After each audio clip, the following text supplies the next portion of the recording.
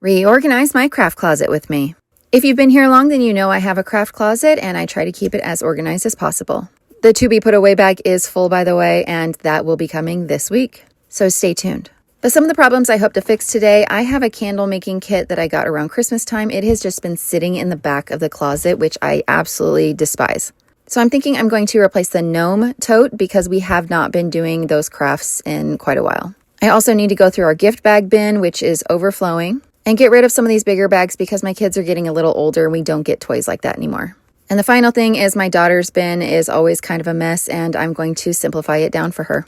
So let's get started. We'll get the cart out of the way so I have room to move around. Let's start out by pulling all of the gift bags.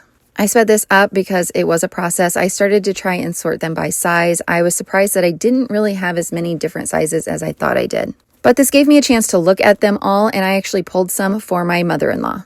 She has 16 grandkids, so she's always looking for extra gift bags. I also had to vacuum all of the glitter out of the tote. Who knew there were so many bags with glitter?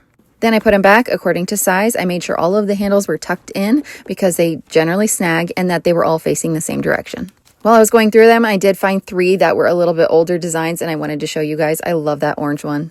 I also have a couple of small gift bags and I don't want them getting lost or folded under, so I'm going to put them in one of my zip baggies.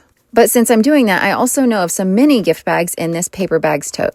So I'm going to pull those and then reorganize that tote, and then the lid goes on a lot better. The medium zipper bag will work, and so I'm going to put all of those small gift bags in there and make them easy to find. And again, keep them from getting lost or snagged inside the big tote. I also have a couple of these special baskets I am going to slide into that tote just because there is room. I'm going to get rid of most of my big bags, but I saved a couple just in case. The paper bags tote goes back, and then here is the pile that I'm going to give to my mother-in-law. Quite a few.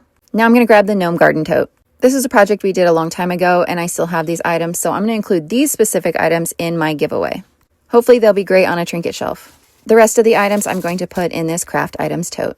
These are all things that can be used for future projects. I vacuumed it out, took off the label, and wiped it down. Now it's time for all of my candle making items. You guys may remember I grabbed these little dishes for $1 a piece and then I made a candle already, so I'm going to save the rest to make more candles. I think they turned out darling. Once I fill it up, I'm going to add a new label and then I'm going to move it over so I can reach it better on the shelf.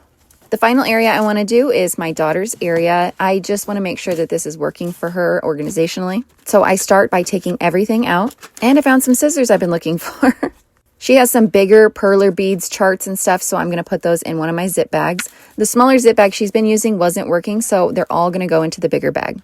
She had some diamond art pieces she didn't have put away, but I have that all in one pencil box. And these perler pieces weren't working in the container they were in, so I put them in a bigger one. After I vacuum it, I'm going to put them all back to make sure it all fits. I noticed if I stood them up a bit, I could put the pencil case in there and the beads sideways. I will add her little iron to a new bag and top it off with the ironing pad. The 2 big perler bead cases can go to the side and on the bottom. Much better.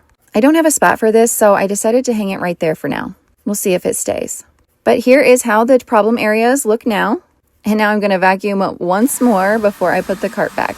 I'm really happy with the way it turned out, and I know that I have a lot going on. It's very busy, all sorts of different containers, but I still think it works for us.